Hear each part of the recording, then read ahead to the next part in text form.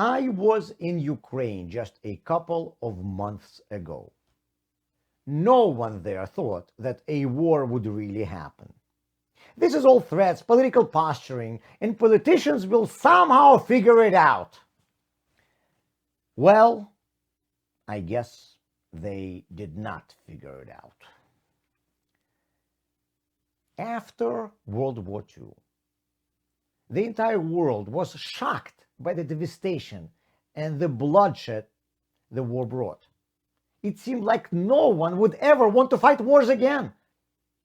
We thought that the civilized world had entered some sort of a new era, an era of international peace, global cooperation. But seems like the shock wore off.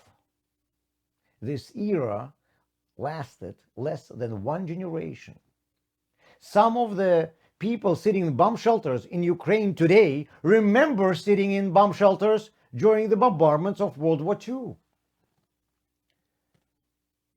When secular philosophers during the era of enlightenment were arguing for abolishing religion, one of the questions that they were faced with was, how would people's behavior be judged and controlled without religion?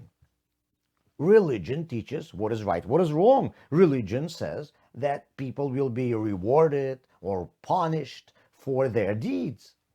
Of course, at least from the Jewish perspective, this is the most basic and a very primitive function of religion, but it exists.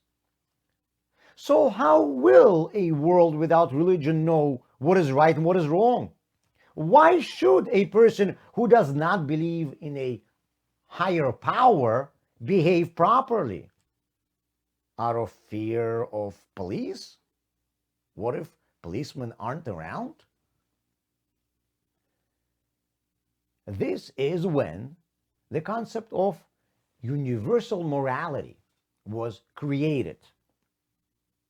Those who wanted to abolish religion as not needed anymore had asserted that morality is embedded in human nature. Alternatively, they argued, if nature itself does not dictate morality, then logic certainly does. Morality is rational. But comprehension of any logic requires education. Therefore, if someone is immoral, it is only because he is not educated. If you read the classics and if you study the sciences, you are guaranteed to be moral.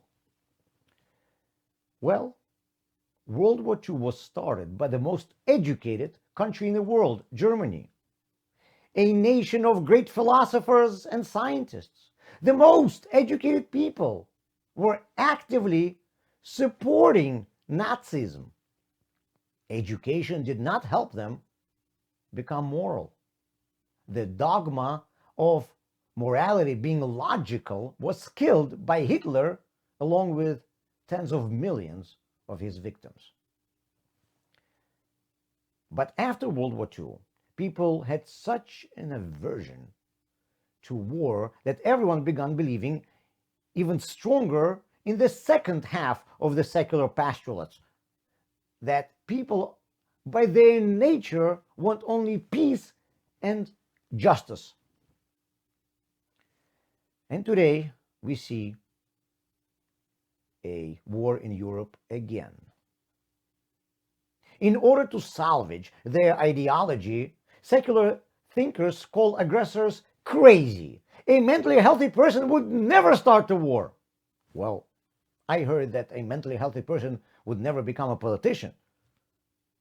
But besides for that, why wouldn't a normal person start a war? Every person does whatever he can for his own good, if he is allowed. That is, if he is allowed by either man-made laws or heavenly laws. And what about conscience? What about justice? What about decency? Ask any tyrant, and he will tell you that he acts according with his conscience, and that he is fair, and that he does good. You disagree with him? You are entitled to your opinion, and he is entitled to his. Why do you think that you can impose your definition of fairness onto him? War is awful, and it reminds us that humans are not born moral. Sciences give person technical knowledge, but does not make a person good. Classical literature gives a person some thoughts to contemplate, but does not make anyone pure. Logic will not lead people to only ethical decisions.